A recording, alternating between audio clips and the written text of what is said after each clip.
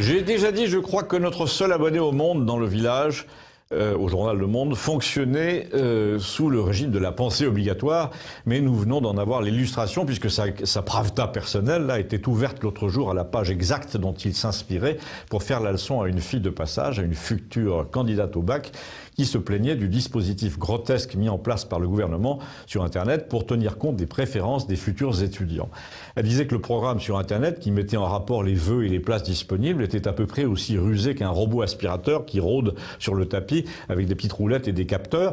Le principe était le même, quand ça marchait pas là, on allait là, jusqu'à ce qu'on trouve un coin libre. Eh bien, elle refusait d'aller remplir une case libre en allemand quand elle avait fait 5 ans d'espagnol, et notre abonné au Monde de lui dire « Mais tu as envisagé de t'inscrire à l'étranger ?» Et là, pour vous montrer à quel point ce type est un agent de l'Empire du bien, ou de l'Empire tout court, je vous brosse l'arrière-plan. Derrière lui, son journal Le Monde était replié sur un article qui disait à peu près que les Français étaient les mauvais élèves de la mobilité en Europe. Un peu comme cette fille était une mauvaise élève de la patience nécessaire pour trouver une prépa. En gros, s'il y avait des places libres en droit des affaires, il fallait qu'elle arrête de vouloir étudier la littérature espagnole. Et s'il y avait des places d'étudiants étrangers disponibles à Berlin ou à Dublin, il fallait qu'elle envisage d'aller passer une année ou deux hors frontières. Alors j'ai jeté un coup d'œil sur l'article. À aucun moment, l'idée que les jeunes Français puissent ne pas souhaiter quitter leur région pour aller étudier dans le nord de l'Allemagne n'avait effleuré le journaliste. Il se plaignait seulement de ce que nous ayons du retard dans une évolution hautement nécessaire. Notre main-d'œuvre, nos étudiants, ne voulaient pas s'installer ailleurs. Non seulement c'était étrange pour le journaliste, mais c'était préoccupant. Préoccupant, mais en quoi ?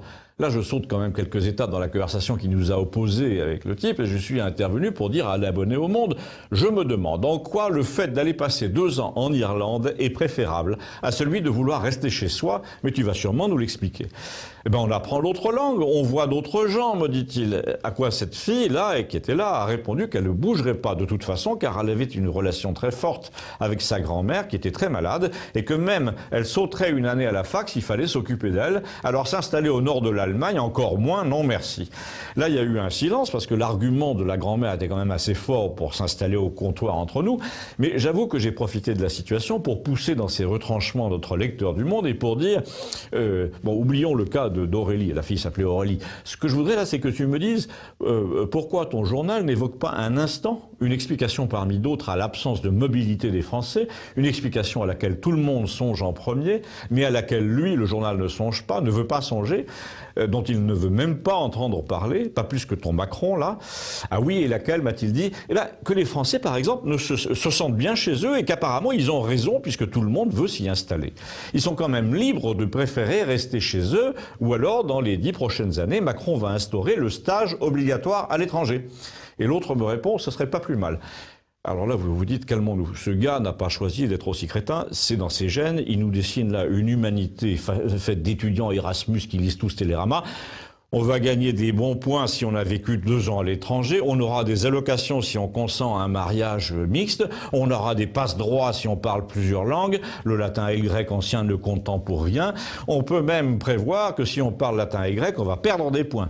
Alors là, vous dites à votre béni oui-oui, là, du Monde, je ne vais pas me disputer avec toi par égard pour Aurélie. La seule chose qu'elle voit, c'est un robot qui lui dit prière d'effectuer un autre choix, comme devant une machine à café quand il n'y a plus de lait en poudre.